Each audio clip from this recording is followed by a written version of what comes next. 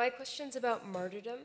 So, what do you think martyrdom, or the willingness to suffer and die for what you believe, if anything, says of the convictions?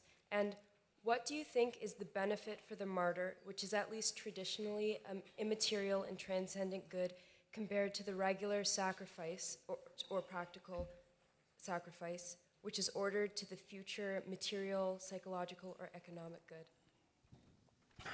Man, you guys really come up with some wicked questions.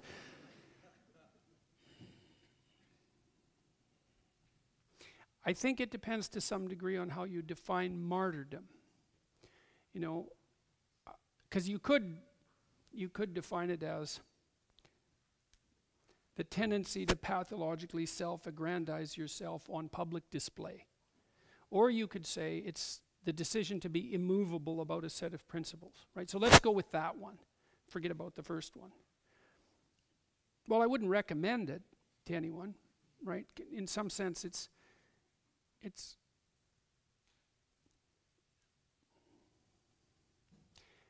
that's a really tough one.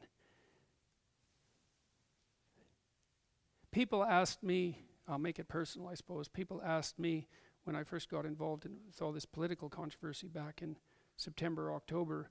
Well, they asked me a couple of things. They asked me if this was the hill that I really would choose to die on. It's like pronouns and the transgender issue.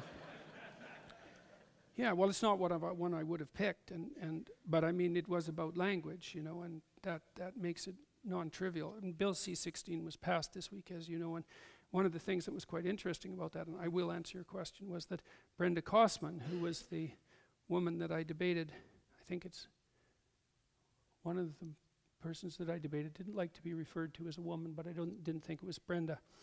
Anyways, she wrote an op-ed, and I believe it was in the Globe and Mail, but it might have been the National Post, saying, as I knew she would say, that Bill C-16 was just the beginning. Right, that we have plenty of work left to do. And yes, you can bloody well be sure that we have plenty of work left to do. Anyways, I was asked during that period of time whether or not I was being a martyr, you know, and I thought, well, it's not really one of my ambitions, you know, it's like that sort of torn to the lions thing doesn't sound like exactly something you might aim for. But I think, well, sometimes you find out in your life, maybe, that there's something you won't do. And one thing, and then maybe you just don't do it, no matter what the consequence is. Maybe, I don't know, because you know, I haven't been pushed to that point, but there have been people who have been pushed to that point in history, and they basically said, I don't care what you do to me, I'm not doing that. And you know, maybe some of them were suicidal and some of them were psychotic and some of them had whatever other problems that people might have. But yeah, I do have this suspicion now and then that some of them were just kind of serious about saying no. And there's some utility in being serious about saying no. And that sort of revealed itself to me, I suppose, to some degree back in September when I read a piece of legislation that said I would have to use some words that were legislated by the government. And I thought, there's no goddamn way I'm going to do that under any conditions that I can imagine. Now, there are conditions, and I have a pretty good imagination for unimaginable conditions. I couldn't see it because I thought that if I did that, I would break. Whatever would be left of me after having done that would no longer be me, and I'm not interested in that. I know what that would be like. I actually do know what that would be like. And I'm not interested in that. I would rather have whatever else happens, happen.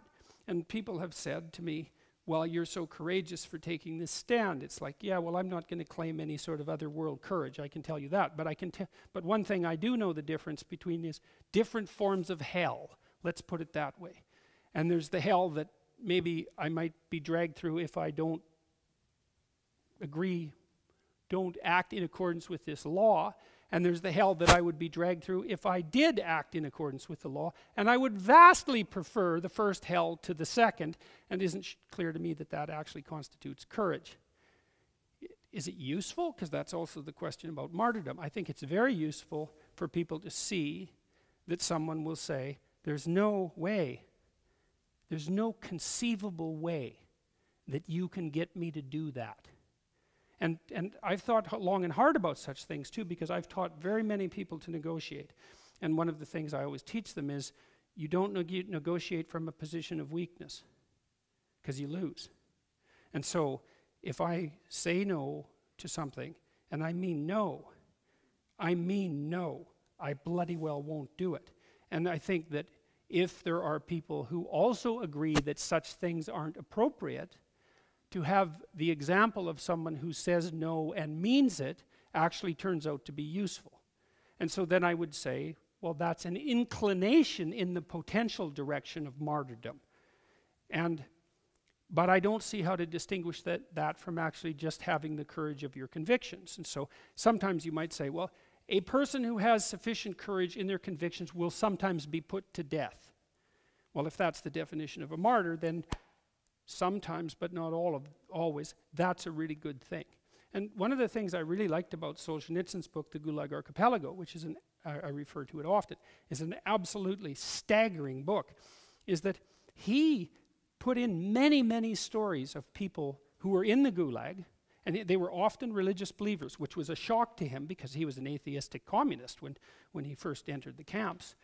They were often religious believers, and they were people who said no. There were things they would not do. They would not participate in what the regime was asking them to do.